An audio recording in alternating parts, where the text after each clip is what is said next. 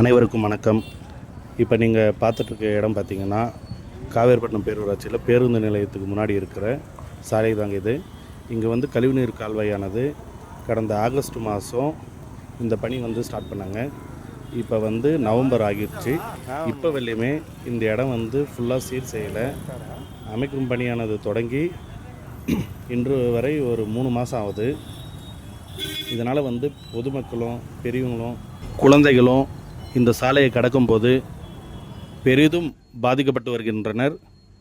மேலும் இங்கு 2 சக்கர 4 சக்கர வாகனங்கள் செல்லும் பொழுது வாகன ஓட்டிகள் அச்சத்தில் பயணிக்கும் சூழல் உண்டாகி வருகின்றன.